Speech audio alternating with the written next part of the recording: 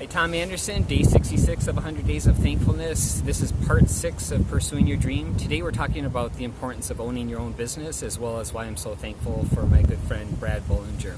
So yesterday I was sharing with you about the importance of working smart, and one of the smartest things you can do if part of your dream is to live a certain lifestyle, or if you have some other financial goal in mind, even if it's just to get your time freedom back so that you can do whatever it is you enjoy doing. One of the smartest things you can do is own your own business. Now, that sounds really intimidating to a lot of people because actually I'm sure many of you have heard of people that have gone off and taken out a huge loan in order to start up a traditional business. For example, let's say you want to start a McDonald's franchise, you'd be looking at spending at least $100,000 to get started in that. And it's a huge risk.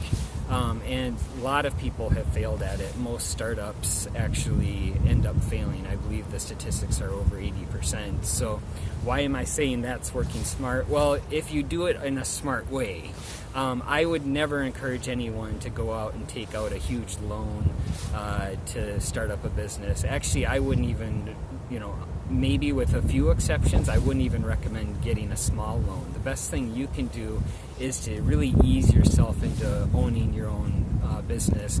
And there's a couple real easy ways to do that. The first one is with a home-based business, and I'll get into talking about that more tomorrow.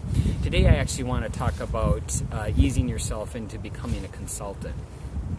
So in 1998, I shared with you I had doubled my income when I moved up to the cities, and that was a big reason why we were able to move from our mobile home into our dream home.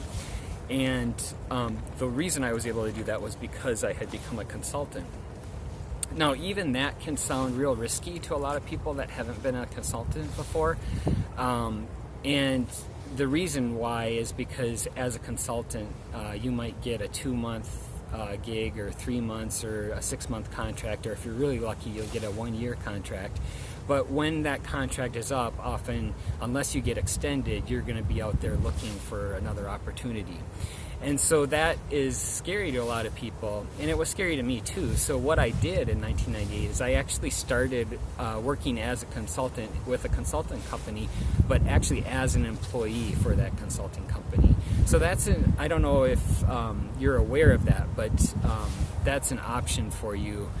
When you start working at a consulting company, typically what happens is if they don't have another client for you to work with after your last client got finished, they'll give you bench time so that you're still getting the paycheck and whatnot.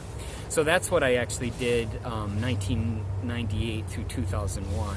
And then, of course, I shared with you my story of getting laid off. So you might be thinking, wow, that's a horrible idea, Tom. Why would I want to do that? Well, the whole experience of pursuing your dream is going to require some element of risk. But this is just one strategy to help mitigate that risk to a certain degree. And I certainly don't regret ever having that experience as a consultant in those few years. Obviously, because, in 2010, I did it again. I went off on my own, but that time I actually went completely off on my own. But between those years, what I was doing, I mentioned I took a job where I was making a lot less, but I was able to pay the bills by working a lot of side jobs. My first side job actually was with John Wright, who, if you go back to day one, he had some Java 3D work for me to do.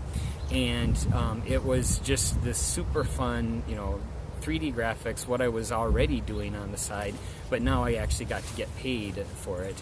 I wasn't getting paid a lot for that side job, but again, there was no risk to me because my biggest risk was just the extra time that I was spending away from the family in order to do that. Well, I was already doing that to pursue doing 3D graphics, so it was a very natural fit. And then later I took on a bunch more side jobs with Ryan Neuwirth. I mentioned him, how he was able to help me to pay the bills as well. And then later on through Danny Patterson. And when I was working with Danny Patterson and Brad Bollinger, there is a period where at the end of 2000, actually I guess it was in 2009, that I was actually working with Brad Bollinger on a project where we were just having such a great time. He was there, Rob Danek, so they were working as consultants, and then there was me and Hamlet. We were working as employees, and so it was kind of this mixed situation. And I had worked with a bunch of consultants at MoneyGram as well, and so I had had a number of conversations with them about the idea of, you know, starting your own S Corp and going off on your own. And so I already had it in my mind that I was going to go back to being a consultant at some point. I was just waiting for the right time. And I think it was Brad Bollinger actually that helped me to figure out when the right time was. And it's funny, but it happened on a particular day. Brad, I don't know if you remember this, but there was a point when Hamlet was actually telling me that I should take the seat next to the window because I'm an employee, whereas you're just a consultant, so you shouldn't get the window seat. And I just remember how you looked at him and you smiled and you said, you know, Hamlet, tell me how you really feel. And I just thought to myself, you know, it's funny how we can make a big deal out of such a small thing.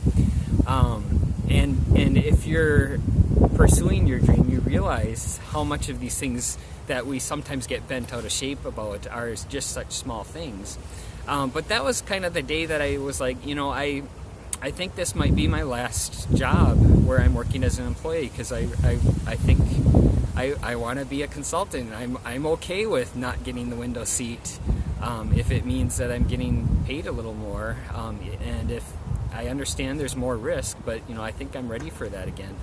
And so I just want to thank you, Brad, for just that wonderful experience at Pearson View, as well as the experience working on the Alvenda project with Danny and you. Was just it was just wonderful. I hope that at some point I have an opportunity to work with you again. I know that so Brad has actually gone on, you know, he was a consultant and then he went back to becoming an employee at Target. And that's another thing that's kind of neat about consulting, is sometimes you look at it as, wow, it's so risky for me because at the end of the contract I might not know where I'm going to find my next opportunity. Well, it's not like you can't always go back to becoming an employee. Often being a consultant and working with so many different clients gives you that skill set that you need to really be able to survive in the marketplace. So when you go back, as was Brad's case, you often will find you're getting promoted into a position. And so that's a wonderful way, if you're just looking to climb the corporate ladder, to actually use consulting to help you to do that. But I just want to say thanks to Brad. I hope that we have a chance to get caught up again sometime here, and have a good day.